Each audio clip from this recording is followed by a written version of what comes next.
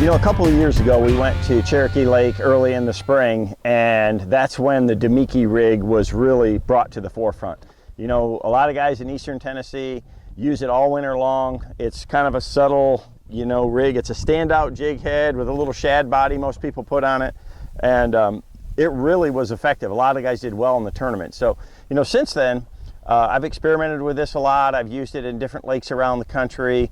You know, I've used it in place of the drop shot, and you know, this year Strike King came out with a smaller version of the Z2, which has been one of the best kept secrets for catching big smallmouth at St. Clair for years. Is using the full-size Z2 on a drop shot rig.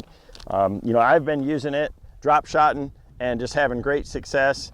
And the advantage of the Z2 is it's made out of that Elastec plastic that's super soft, it's stretchy, it's super durable, but it's buoyant. So I mean, you can see, I mean, this stuff is just, it's like a rubber band, and it goes right back into place.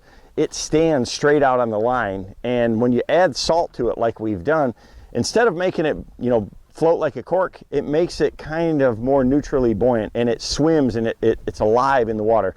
The action on these on a drop shot rig is dynamite. So when we came out with this, and as much as I started using Demiki rigs, I said, you know, that's the perfect size for these type of jig heads. So normally with that, to get it to stand out, you got to use one of these standout type jig heads. This is just a homemade one that I have right here. You can put it on a regular ball head or anything, because with this buoyant plastic, it stands straight out. What I've learned is that I can do the same thing, you know, for fish that are inactive, that you would throw a drop shot down to.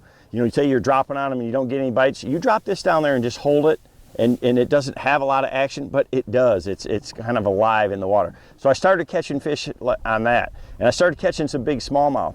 So then I started experimenting with it even more. So, you know, we cast a drop shot a lot for smallmouth in the Great Lakes. You know, the water's clear. They, you know, a lot of times your bites are on that initial fall or shortly thereafter. So I started casting this. Again, same thing, put it on a spinning rod, 6 or 8 pound test line, fire it out there. Instead of letting it sink like you would a tube, slack line to the bottom, just tight line it to the bottom. Just let it swing down. What I found is anytime they're suspended or they're focused looking up for bait, this thing is absolute dynamite. It's magic. You know, a drop shot is very good. It sinks to the bottom super quick.